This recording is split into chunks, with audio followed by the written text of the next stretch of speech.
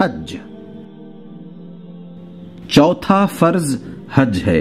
یہ عمر میں صرف ایک مرتبہ ادا کرنا ضروری ہے، اور وہ بھی صرف ان کے لیے جو مکہ معظمہ تک جانے کا خرچ برداشت کر سکتے ہوں۔ جہاں اب مکہ معظمہ آباد ہے، یہاں اب سے ہزاروں برس پہلے ابراہیم علیہ السلام نے ایک چھوٹا سا گھر اللہ کی عبادت کے لیے بنایا تھا۔ اللہ نے ان کی خلوص اور محبت کی یہ قدر فرمائی کہ اس کو اپنا گھر قرار دیا، اور فرمایا کہ جس کو ہماری عبادت کرنی ہو وہ اسی گھر کی طرف رخ کر کے عبادت کرے، اور فرمایا کہ ہر مسلمان خواہ وہ دنیا کے کسی کونے میں ہو، شرط استطاعت عمر میں کم از کم ایک مرتبہ اس گھر کی زیارت کے لیے آئے، اور اسی محبت کے ساتھ ہمارے اس گھر کا طواف کرے جس کے ساتھ ہمارا پیارا بندہ ابراہیم علیہ السلام طواف کرتا تھا۔ پھر یہ حکم دیا کہ جب ہمارے گھر کی طرف آؤ تو اپنے دلوں کو پاک کرو، نفسانی خواہشات کو روکو، خون ریزی اور بدکاری اور بد زبانی سے بچو، اسی ادب و احترام اور عاجزی کے ساتھ آؤ جس کے ساتھ تم کو اپنے مالک کے دربار میں حاضر ہونا چاہیے۔ یہ سمجھو کہ ہم اس بادشاہ کی خدمت میں جا رہے ہیں جو زمین اور آسمان کا حاکم ہے، اور جس کے مقابلے میں سب انسان فقیر ہیں۔ اس عاجزی کے ساتھ جب آؤ گے اور خلوص دل کے ساتھ عبادت کرو گے تو ہم تمہیں اپنی نوازشوں سے مالا مال کر دیں گے۔ ایک لحاظ سے دیکھو تو حج سب سے بڑی عبادت ہے۔ اللہ کی محبت اگر انسان کے دل میں نہ ہو تو وہ اپنے کاروبار چھوڑ کر، اپنے عزیزوں اور دوستوں سے جدا ہو کر اتنے لمبے سفر کی زحمت ہی کیوں برداشت کرے گا؟ اس لیے حج کا ارادہ خود ہی محبت اور اخلاص کی دلیل ہے۔ پھر جب انسان اس سفر کے لیے نکلتا ہے تو اس کی کیفیت عام سفروں جیسی نہیں ہوتی۔ اس سفر میں زیادہ تر اس کی توجہ اللہ کی طرف رہتی ہے، اس کے دل میں شوق اور ولولہ بڑھتا چلا جاتا ہے۔ جوں جوں کعبہ قریب آتا ہے محبت کی آگ اور زیادہ بھڑکتی ہے۔ گناہوں اور نافرمانیوں سے دل خود بخود نفرت کرتا ہے، پچھلے گناہوں پر شرمندگی ہوتی ہے، آئندہ کے لیے اللہ سے دعا کرتا ہے کہ فرما برداری کی توفیق بخشے، عبادت اور ذکر الہی میں مزہ آنے لگتا ہے، سجدے لمبے لمبے ہونے لگتے ہیں اور دیر تک سر اٹھانے کو جی نہیں چاہتا۔ قرآن پڑھتا ہے تو اس میں کچھ اور ہی لطف آتا ہے، روزہ رکھتا ہے تو اس کی حلاوت ہی کچھ اور ہوتی ہے۔ پھر جب وہ حجاز کی سرزمین پر قدم رکھتا ہے تو اسلام کی ساری ابتدائی تاریخ اس کی آنکھوں کے سامنے پھر جاتی ہے۔ چپے چپے پر اللہ سے محبت کرنے والوں اور اس کے نام پر جان نثار کرنے والوں کے آثار دکھائی دیتے ہیں۔ وہاں کی ریت کا ایک ایک ذرہ اسلام کی عظمت پر گواہی دیتا ہے، اور وہاں کی ہر کنکری پکارتی ہے کہ یہ ہے وہ سرزمین جہاں اسلام پیدا ہوا اور جہاں سے اللہ کا کلمہ بلند ہوا۔ اس طرح مسلمان کا دل اللہ اور اسلام کی محبت سے بھر جاتا ہے، اور وہاں سے وہ ایسا گہرا اثر لے کر آتا ہے جو مرتے دم تک دل سے محو نہیں ہوتا۔ دین کے ساتھ اللہ نے حج میں دنیا کے بھی بے شمار فائدے رکھے ہیں۔ حج کی وجہ سے مکہ دنیا کے مسلمانوں کا مرکز بنا دیا گیا ہے۔ زمین کے ہر کونے سے اللہ کے نام لینے والے ایک ہی زمانے میں وہاں جمع ہوتے ہیں، ایک دوسرے سے ملتے ہیں، آپس میں اسلامی محبت قائم ہوتی ہے، اور یہ نقش دلوں میں بیٹھ جاتا ہے کہ مسلمان خواہ کسی ملک اور کسی نسل کے ہوں، سب ایک دوسرے کے بھائی ہیں اور ایک ہی قوم ہے۔ اس بنا پر حج ایک طرف اللہ کی عبادت ہے تو اس کے ساتھ ہی وہ تمام دنیا کے مسلمانوں کی کانفرنس بھی ہے، اور مسلمانوں کی عالمگیری برادری میں اتحاد پیدا کرنے کا سب سے بڑا ذریعہ بھی۔ حمایت اسلام، آخری فرض جو اللہ کی طرف سے تم پر عائد کیا گیا ہے حمایت اسلام ہے۔ اگرچہ یہ ارکان اسلام میں سے نہیں ہے، مگر یہ اسلامی فرائض میں سے ایک اہم فرض ہے، اور قرآن و حدیث میں اس پر بہت زور دیا گیا ہے۔ حمایت اسلام کیا چیز ہے اور کیوں فرض کی گئی ہے، اس کو تم ایک مثال سے بآسانی سمجھ سکتے ہو۔ فرض کرو کہ ایک شخص تم سے دوستی کرتا ہے، مگر ہر آزمائش کے موقع پر ثابت ہوتا ہے کہ اس کو تم سے کوئی ہمدردی نہیں، وہ تمہارے فائدے اور نقصان کی پرواہ نہیں کرتا۔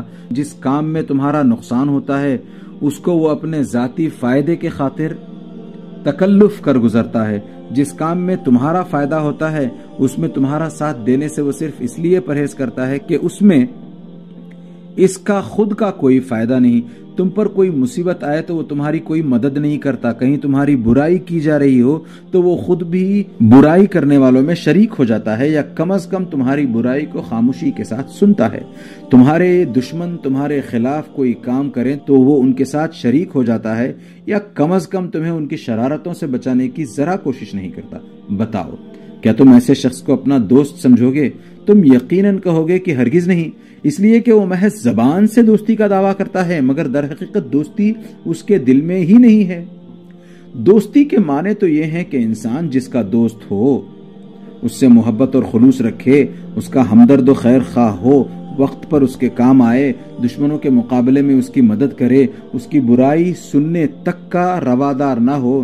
جب یہ بات اس میں نہیں تو یہ منافق ہے، اس کا دوستی کا دعویٰ جھوٹا ہے۔ اسی مثال پر قیاس کر لو کہ جب تم مسلمان ہونے کا دعویٰ کرتے ہو تو تم پر فرض کیا عائد ہوتا ہے؟ مسلمان ہونے کے معنی یہ ہے کہ تم میں اسلامی حمیت ہو، ایمانی غیرت ہو، اسلام کی محبت اور اپنے مسلمان بھائیوں کی سچی خیر خواہی ہو۔ تم خواہ دنیا کا کوئی کام کرو، اس میں اسلام کا مفاد اور مسلمانوں کی بھلائی ہمیشہ تمہارے پیش نظر رہے۔ اپنے ذاتی فائدے کی خاطر یا اپنے کسی ذاتی نقصان سے بچنے کی خاطر تم سے کبھی کوئی ایسی حرکت سرزد نہ ہو جو اسلام کے مقاصد اور مسلمانوں کی فلاح کے خلاف ہو، اور ہر اس کام میں دل و جان اور مال سے حصہ لو جو اسلام اور مسلمانوں کے لیے مفید ہے، اور ہر اس کام سے الگ رہو جو اسلام اور مسلمانوں کے لیے نقصان دہ ہو۔ اپنے دین اور اپنی دینی جماعت کی عزت کو اپنی عزت سمجھو۔ جس طرح تم خود اپنی توہین برداشت نہیں کر سکتے، اسی طرح اسلام اور اہل اسلام کی توہین بھی برداشت نہ کرو۔ جس طرح تم خود اپنے خلاف اپنے دشمنوں کا ساتھ نہیں دیتے، اسی طرح اسلام اور مسلمانوں کے دشمنوں کا بھی ساتھ نہ دو۔ جس طرح تم اپنی جان، مال اور عزت کی حفاظت کے لیے ہر قسم کی قربانی پر آمادہ ہو جاتے ہو، اسی طرح اسلام اور مسلمانوں کی حفاظت کے لیے بھی ہر قربانی پر آمادہ رہو۔ یہ صفات ہر اس شخص میں ہونی چاہیے جو اپنے آپ کو مسلمان کہتا ہو، ورنہ اس کا شمار منافقوں میں ہوگا اور اس کا عمل خود ہی اس کے زبانی دعوے کو جھوٹا ثابت کر دے گا۔ اسی حمایت اسلام کا ایک شعبہ وہ ہے جس کو شریعت کی زبان میں جہاد کہتے ہیں۔ جہاد کے لفظی معنی ہے کسی کام میں اپنی انتہائی طاقت صرف کر دینے کے۔ اس معنی کے لحاظ سے جو شخص اللہ کا کلمہ بلند کرنے کے لیے روپے سے، زبان سے، قلم سے، ہاتھ پاؤں سے کوشش کرتا ہے، وہ بھی جہاد کرتا ہے، مگر خاص طور پر جہاد کا لفظ اس جنگ کے لیے استعمال کیا گیا ہے جو تمام دنیاوی اغراض سے پاک ہو کر محض اللہ کے لیے اسلام کے دشمنوں سے کی جائے۔ شریعت میں اس جہاد کو فرض کفایہ کہتے ہیں، یعنی یہ ایسا فرض ہے جو تمام مسلمانوں پر عائد تو ہو جاتا ہے، لیکن اگر ایک جماعت اس کو ادا کرے تو باقی لوگوں پر سے اس کو ادا کرنے کی ذمہ داری ساقط ہو جاتی ہے۔ البتہ اگر کسی اسلامی ملک پر دشمنوں کا حملہ ہو تو اس صورت میں جہاد اس ملک کے تمام باشندوں پر نماز اور روزے کی طرح فرض عین ہو جاتا ہے، اور اگر وہ مقابلے کی طاقت نہ رکھتے ہوں تو ان کے قریب جو ملک واقع ہوں وہاں کے بھی ہر مسلمان پر فرض ہو جاتا ہے کہ جان اور مال سے ان کی مدد کرے، اور اگر ان کی مدد سے بھی دشمن کا حملہ دفع نہ ہو تو تمام دنیا کے مسلمانوں پر ان کی حمایت اسی طرح فرض ہو جاتی ہے جس طرح نماز اور روزہ فرض ہے۔ یعنی اگر کوئی ایک شخص بھی یہ فرض ادا کرنے میں کوتاہی کرے تو گنہگار ہوگا۔ ایسی صورتوں میں جہاد کی اہمیت نماز اور روزے سے بھی زیادہ ہو جاتی ہے، اس لیے کہ وہ وقت ایمان کے امتحان کا ہوتا ہے۔ جو شخص مصیبت کے وقت اسلام اور مسلمانوں کا ساتھ نہ دے اس کا ایمان ہی مشتبہ ہے، پھر اس کی نماز کس کام کی اور اس کے روزے کی کیا وقعت۔ اور اگر کوئی بدبخت ایسا ہو کہ اس وقت اسلام اور مسلمانوں کے دشمنوں کا ساتھ دے تو وہ یقیناً منافق ہے۔ اس کی نماز اور اس کا روزہ اور اس کی زکوٰۃ اور اس کے حج سب کچھ بیکار ہیں۔